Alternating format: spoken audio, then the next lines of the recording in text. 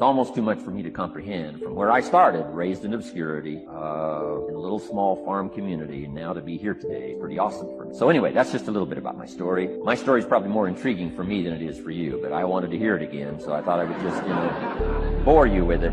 Anyway, I don't ask you to be impressed today. I'm the one that's impressed from where I came from to have a chance. But that's the American dream, right? Come true. Chance to start from scratch, start from obscurity, start with pennies, start with nothing, and have a chance. Transform your life, change your life, set your goals, and see what you can accomplish. So anyway, that's how I got here, and I'm just delighted that this day has arrived, and I truly want to make it valuable for you. Let's go to work. Here's what I hope you'll find out of this seminar today. For your notes, here's what I hope you'll find. Number one, sincerity. Above all else today, I hope you'll find me sincere. Best place for people to start to communicate sincerity on both sides. I'm sure you're sincere or you wouldn't be here today, right? Spend this kind of money, spend this kind of time, roll up your sleeves today, go to work like I am, and get this message. You've got to be sincere. So I assume you're sincere. Now I want you to see me sincere. But I've got a good note for you to make. Sincerity is not a test of truth. Important note to make. Sincerity is not a test of truth. We must not make the mistake of saying he must be right. He's so sincere. That would be a mistake. And here's why. It's possible to be sincerely wrong. So we don't mistake sincerity for truth, right? Sincerity is only a test of sincerity. Truth has to yet be tested by truth, okay? But hopefully you will find me. And truth. Next, a combination of things I hope you'll find here today. Ideas plus inspiration. Ideas plus inspiration. Ideas, business ideas and social ideas and personal ideas. We all need ideas, right? How to have a good day ideas. How to have a good year ideas. How to have your best year ever ideas. Good health ideas. Personal relationship ideas. How to deal with your family ideas. Sales management ideas, financial freedom for the future ideas. We all need good ideas. So today, I hope you gather up by note and by what you can remember a lot of ideas. I want to share as many with you as I possibly can in the time constraints we have. Today is going to go very rapidly. I used to think a day like this was a long day. Found out it's a pretty short day, but I'm going to go as fast as I can, share with you as many ideas as I possibly can. And here's why. Ideas can be life-changing. Ideas can be life-changing. And sometimes all you need is just one more in a series of good ideas. It's like dialing the numbers into the lock, right? You got 5 or 6 numbers dialed into the lock. The lock still won't come open, but you don't need 5 or 6 more numbers. Maybe you just need one more.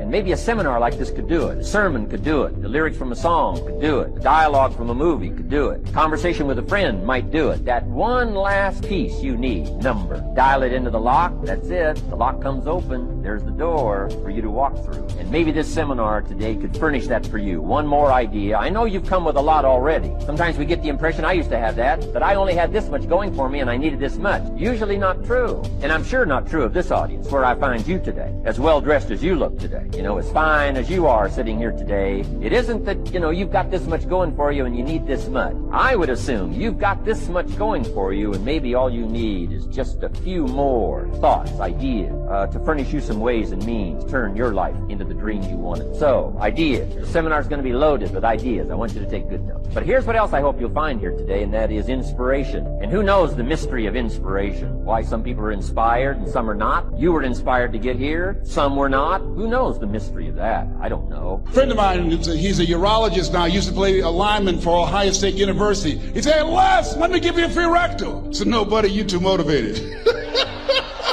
Hope we don't roll like that, huh? My goal before leaving the planet is to reduce the number of kids that are impacted by autism, to find a cure for autism, to work to raise money and to raise awareness, to eradicate it from the planet before I leave here. What's your goal? What's your dream? What is it you want to do with your life? Dr. Joelle Martin said something that I love. She said, what would the world be like if everybody lived their dream? Here's what I found about life. It's not as complicated as I used to make it. I think that life is about dreams and stories. Everything that exists, the world at one time was barren, but everything that exists, hotels, planes, they weren't here. Everything that we see every day, computers, all of the things that we see, someone had a dream. Someone had a dream of a person standing on stage and their voice being amplified so they don't have to scream and yell and could be heard by thousands. Someone had that dream of how to transport us from one place to the other quickly and safely. The clothes you have on, where you're now seated, all came out of somebody's dream, the world's greatest achievement. What is your dream? I said that you have something special. I didn't say that just to be kind. I said it because it's true. You are God's chosen vessel. You were chosen, 1 out of 400 million sperm. You have something in you that when you were chosen, when you showed up, there's something in you that if you don't do it, all of us will suffer. Repeat after me, please. Live full, die empty. Let's say it again. Live full, die empty. Dr. Howard Thurman, one of the mentors of Dr. Martin Luther King Jr. and Albert Schweitzer and Mahatma Gandhi, he was a very brilliant writer. He wrote some things that really grabbed me. He wrote, "Deep is the hunger, the voice of the genuine, the centering moment." During the time after receiving 238 radiation seed implants, I was reflecting on his words, and these words kept me up that night. He said, the ideal situation for a man or woman to die is to have family members praying with them as they cross over. He said, but imagine, if you will, being on your deathbed and standing around your bed, the ghost of the dreams, the ideas, the abilities, the talents given to you by life, and that you, for whatever reason, you never went after that dream. You never acted on those ideas. You never used those talents. You never used those gifts. And there they are standing around your bed, looking at you with large, angry eyes, saying, we came to you, and only you could have given us life. And now we must die with you forever. I remember the days where no one wanted to listen to me, so I'm always grateful when people do. I don't forget that. And so I spent more of my life a broke person than I have a rich person. And I spent more of my life someone nobody knew than that other people now do know, right? So I'm really grateful for it. It's not something that I take lightly. I don't take your time lightly either. So I have a huge ambition here, which is I'd like this next hour to help change your life. So I've set the bar high. We'll see whether or not we accomplish that, but at least make some kind of a difference in your life. So a couple things about sales I just want to say first. Facts tell, stories sell. And all the people that I know that are the best at influence or teaching influence are great storytellers. Their ability to make a point through a story is better than any fact that they can give you. And what I want to do first, because I want to set this straight because that was a really great introduction, I'd like you to know the person that existed prior to all that stuff Lee said. So I'd like to give you a little bit of hope. Is that good? Say yes. So I am an average, ordinary human being. And I don't like, when I speak, I don't like to be, I used to say I'm below average, but the fact is I don't think that's really true. I actually think everybody's born with giftedness. I think every single human being's born with some natural giftedness. And when you figure out what those gifts are, you use them in the service of other people, you start living a pretty blissful life. And for me, it didn't take very long for me to find out what my gifts were. It's not IQ, it's not that I'm 6'4", I'm not the strongest dude in the world, I'm not the funniest dude in the world, but I am a pretty good communicator and I'm a really good listener. I love being present with people, and one of my gifts is I sincerely care about people. And you ought to be thinking about what your gifts are. It's easy. You look at guys that I coach, if you look at some of the golfers that I coach or the UFC guys, my guy I coached last weekend won, Dominic Cruz, Michael Chandler's another buddy of mine. You look at these people that I work with, they could see their physical gifts. Chandler's got quads that are like this big, right? Or LeBron's 6'8", can jump out of the gym. We know those are the gifts. But what are your gifts? Like if you could take a real inventory of them, I ask high performers, even like you guys, what's your giftedness? And you'd have a hard time telling me because you discount what they are, right? You discount, maybe you're not like for me, we just did an IQ test in my family. I was 4th out of 4 people in my own house, right? That's a true deal. Not that I'm dumb, just I don't have a high IQ. I've been able to identify what my gifts are. I can transfer energy to people. I will outwork your ass, right? I'm intense. Those are gifts. And when you start to leverage your gifts, it doesn't feel like work anymore. So I always had these gifts that were mine. You've got yours. If you'll take an inventory of what they are, you'll be a more wealthy, productive person. I've been able to build a significant 9-figure net worth in my life. I've been able to coach some of the top athletes, entertainers, politicians on the planet, and I'm a goober. So I want you to think, if a goober dude like me can end up doing that stuff, what could you accomplish? I have to say this first. No matter what you hear me say, no matter how I tell my story, no matter what piece of information I lay out in front of you, please tag that with "cause of God." You got to understand that about me. Look, sometimes when I'm talking and I'm sharing, it sounds like I'm talking about myself. But behind every sentence, I want you to say, "cause of God," because I get it. This brother Ricky Lewis, who is a dear friend of mine, probably one of the most dedicated Qs I've ever met in my life, really. When he presented the idea to me, you know, I got to do a lot to move. I'm pretty busy. But when you hear a person introduce you with no introduction necessary, it's because I've accomplished so much, but it's cause of God, though. You know, look, my life is covered with grace and faith. I'm not a pastor by any stretch of the imagination. I got enough flaws to negate that statement off the top. But my life is favor.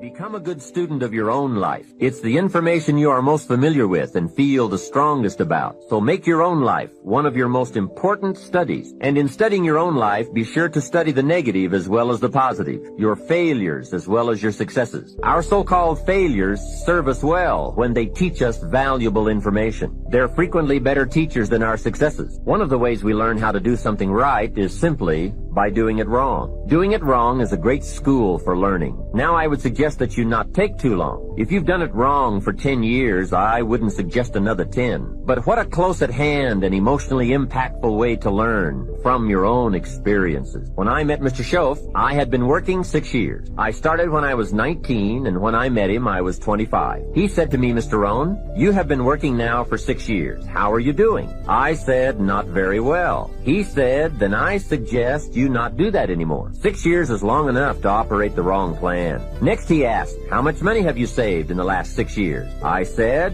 not any. He said, who sold you on that plan 6 years ago? What a fantastic question. Where did I get my present plan that wasn't working well? Hey, everyone has bought someone's plan. The question is, whose? Whose plan have you bought? Now, those initial confrontations as you come to grips with your own past experiences may be a little painful at first, especially if you have made as many errors as I did. But think of the progress you can make when you have finally confronted those errors by becoming a better student of your own life. Now, the next way to learn is from other people's experiences. And remember, you can learn from other people whether they have done it right or wrong. You can learn from negative as well as positive. The Bible is such a great book because it is a collection of human stories on both sides of the ledger. One list of human stories is called examples. Do what these people did. And the other list of human stories is called warning. Don't do what these clods did. What a wealth of information. What to do and what not to do. I think it also means, however, that if your story ever gets in somebody's book, make sure they use it as an example, not a warning.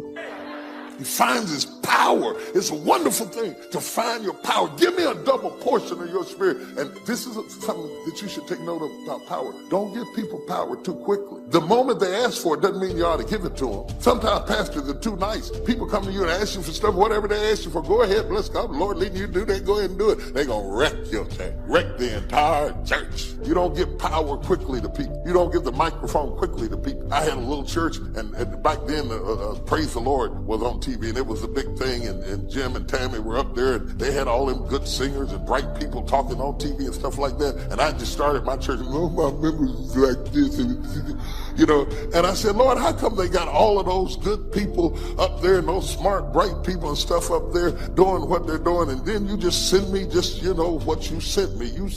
I had some people had their shoes on backwards and stuff, you know, and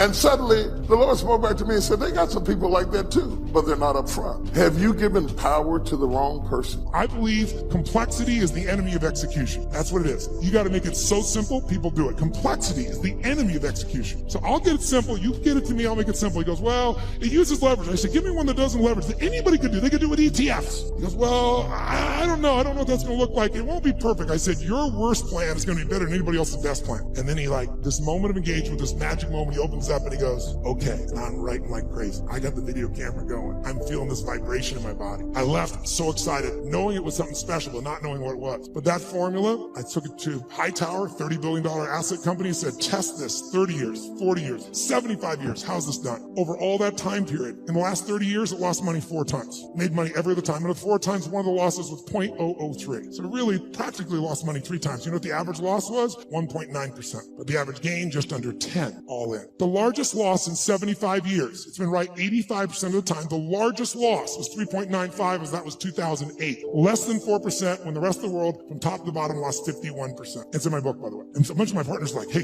this is a business. Don't put that shit in the book. And I said, you know what? It is a great business. We can help people do it if they want to do it, but it wasn't offered in that spirit. So it's there. I tell you this because I want you to understand with engagement, you can get anything. But engagement, I want you to define it, I want you to experience it. So what's the first thing that allows you to engage somebody? What's the number one thing? Right now, if I said to you, what is it? How many think Mark is a fairly engaging guy without blowing smoke? How many have to say this guy's pretty damn engaging? Say I. What makes him engaging? What makes somebody you find engaging? What makes them engaging to you? What is it about them? Think about it. Say it out loud. What makes somebody engaging? They're positive? What's that? Eye contact makes somebody engaging. She's talking about another level of engagement. I can feel it right now.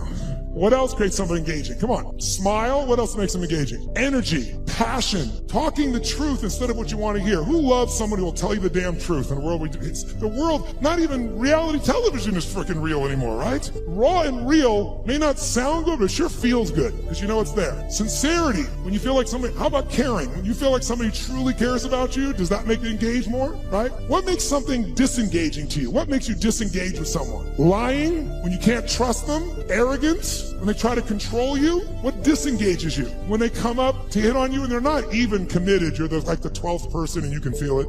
When they're insincere, disengages you. What's that? When the communication or the relationship is one-sided, totally disengages you, doesn't it? Inauthenticity. Whereas authentic does engage you, doesn't it? Right? What's that? Yes, when they're on their phone talking to you while they're also doing something else. How many love this experience? And yet we've made it culturally okay, depending upon what generation you're in. Depends on how your mindset is and where you live in the world, I guess, to some extent. But all the things you said are true. When you feel that someone cares about you, is interested in you, is sincere with you, shares the same interest, is trying to accomplish something, if there's that caring, sincerity, mission, passion, is passion something engages you? Yes or no? And then disengagement's the opposite. But all of them start with one thing that I want to do right now so we can shift this gear, because you've been sitting way too long and so quietly. You've been so nice. But this passive learning has got to end now. I just did it so it wouldn't feel jolting when we began. Now we can step into the real game. And here's how I want to do that. First of all, energy. Energy is the base. How many agree energy is engaging? Say I. If you want to change something in your life and you are what I call energy poor, low energy, are you going to follow through? Yes or no? You love your husband or wife, but you're exhausted. Love you. Yeah, okay.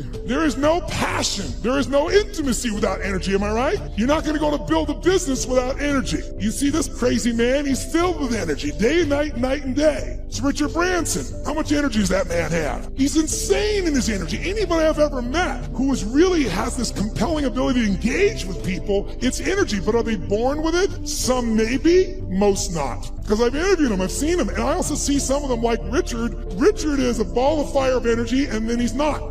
He's actually a very internal guy in many ways. He's external when he wants to go do something. He's crazy and willing to risk his life. Not in business. In business, he goes, okay, I'm going to take Virgin and make Virgin Airways, so how can I lose? Oh, I'm going to make a deal with Boeing that if I fail, I get to give them the jets back. That's how he thinks. In his life, let me go in the middle of a balloon in the middle of the sky and hope shit happens.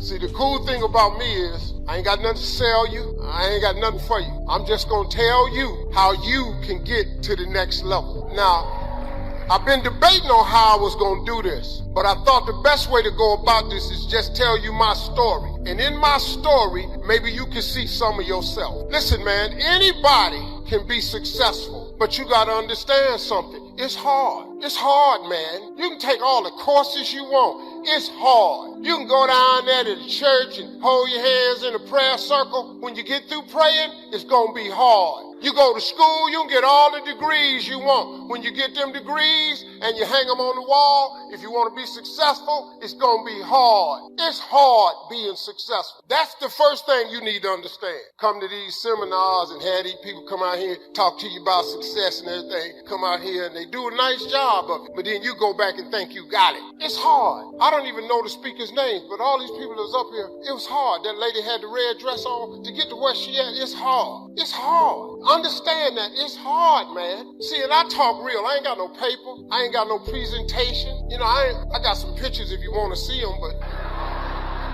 I ain't really got them tied to nothing.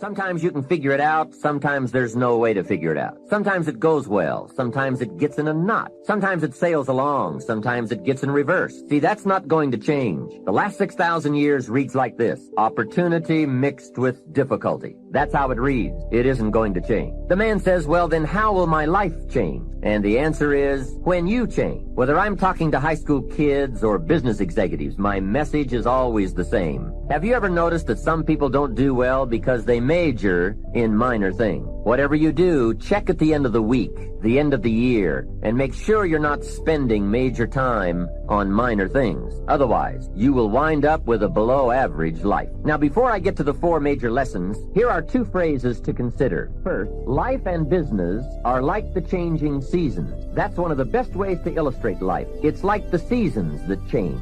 Frank Sinatra sings, life is like the seasons. Here is the second phrase. You cannot change the seasons, but you can change yourself. Now, with those 2 key phrases in mind, here are the 4 major lessons in life to learn. The first is, learn how to handle the winter. They come right after fall with regularity. Some are long, some are short. Some are difficult, some are easy. But they always come right after fall. Remember, it isn't going to change. 2 key phrases in mind, here are the 4 major lessons in life. The first is, learn how to handle the winters. They come right after fall. Regularity. Some are long, short. Some are easy. But they always come right after fall. It isn't change. Key phrases in mind, here are the 4 lessons in life. The first is, learn how to handle the winters. They come right after fall. Regularity. Some are long, short. Some are, but they always come right after fall. It isn't change. Key phrases, and here are the 4 lessons in life. The first is, learn how to handle the winter. Come right after regularity. For long, short. Summer, but they all right after fall. It isn't change. Key phrases, and here are the learn to handle the winter. Come right after short. Summer, but they all right after fall. Key phrases, and here are the handle the winter. Come right after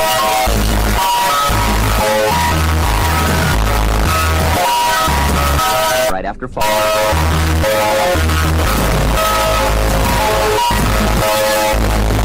Years that we know of, that's pretty reliable. And what a great place for spring right after winter. If you were going to put it somewhere, that would be the place to put it. God is a genius. Hey, days follow nights. Isn't that terrific? Opportunity follows difficulty. Expansion follows recession. And all with regularity. You can count on it. Everybody has fear. Everybody has fear. But you don't let your fear have you. Tonight, if you're going to do what God has called you to do, you have got to reverse the process. Stop exposing your fear. Bury your fear up under the blood of the cross and the word of Jesus Christ, and lift up your talent and say, this is the day that the Lord has made. And when you switch that process, demons tremble and hell gets nervous. Curses are broken and yokes are destroyed. People are set free and your life is built over again. Do you have the courage? Somebody shout, yes! When God gives you an opportunity, you need to work your magic on it and turn it into something. Brother 5 turned it into 10. Brother 2 turned it into 4. And Brother 1, well, he kind of messed up my story a little bit because he kind of just, what had happened was he never turned his opportunity into anything because of his fear. And the Lord sent me to ask you a question. What are you going to do with what he has given you? What are you going to do with the life he has given you, and the talent he has given you, and the time he has given you, and the influence he has given you, and the gifts he has given you, and the resources he has given you, and the creativity he has given you? What are you going to do with it?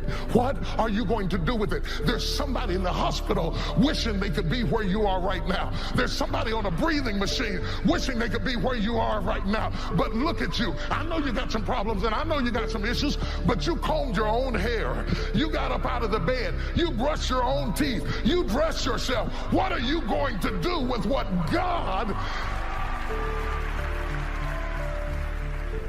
has given you? Anyway, the story goes on. The master took a journey, went into a far country, and he came back. When he came back, walked up to brother number 5. Brother number 5 said, hey, I've been waiting on you to get back. Got something to show you. Remember when you gave me 5? Shazam! I'm bad. He did that little Michael Jackson thing.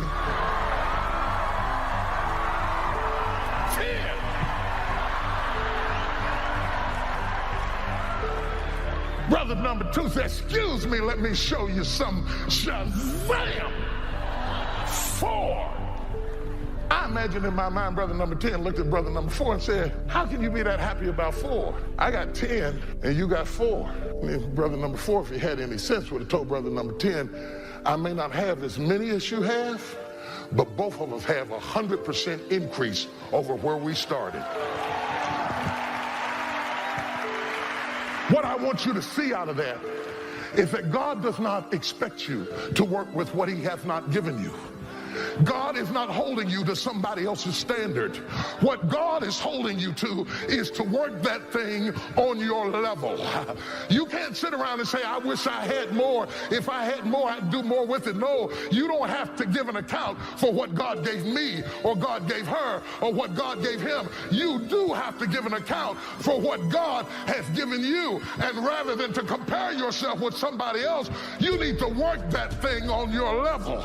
You have to write it down. It's a principle of success. Anybody can be successful. You just have to know the principles of success. See, I know the principles of success. I could stop and go start selling tomatoes, and I could go make a lot of money selling tomatoes. You know why? Because I know the principles of success. The second principle you need to know is you have to write it down. But that's the scripture. That's Habakkuk 2:2. Write the vision and make it plain, so that he who reads it will run to it. And even though it tarry, wait for it, for surely it will come at an appointed time. I don't know but 4-5, but I know 4-5 good ones though. Everything I've ever dreamed and asked God for, I done wrote it down. Everything I ever had come from a piece of paper, and everything extra I got come from his grace. I got stuff, he gave me stuff more than on the paper. But see, you ain't got no time for that though. So here's the exercise I want all of you to do. I'm just telling you how to be successful. This is how I did it. I ain't gonna take no course. I don't have no, I flunked out of school. I have no education. I got no education. You know, I did a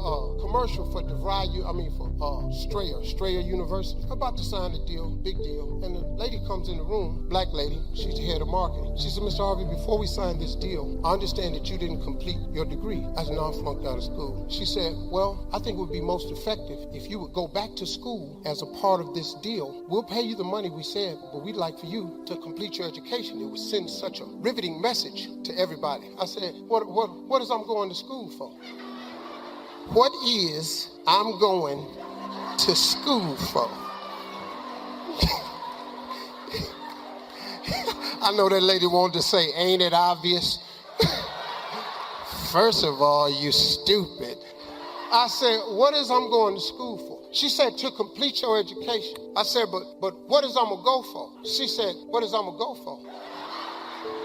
That threw her in the circle. Yeah, what is I'm going for? She said, to complete your education and send a message to people about being successful. I looked at this lady, I said, ma'am, I can't go back to school. She said, why? I said, because I'm too old. She said, you're never too old to get education. I said, but let me ask you this way. Why would I go back to school? Because what is I'm going for, you didn't understand that. So why would I go back to school? She said, to further your education. I said, why are all these people getting education? To have a better life. What course do you offer that's going to give me a better life than the one I got right now? Because right now, I'm making a lot of money with these jokes, lady, and I don't see why I would stop telling these jokes to come and go to Strayer University. She said, well, if you don't go back to school, Mr. Harvey, we won't be doing the deal. So I got on button my suit up. She said, where are you going? I said, you just said if I don't go back to school, we ain't finna do the deal. Clearly, I'm not finna go back to school. She said, why are you so insistent about not going back to school? I said, you have any idea how much money I'm making? Why would I stop doing that to go back to school? And then she made me mad. I just said, you know what, lady? She said, there are people with multiple degrees. I said, if you got one degree and it ain't working for you, Why would you go get another one of them?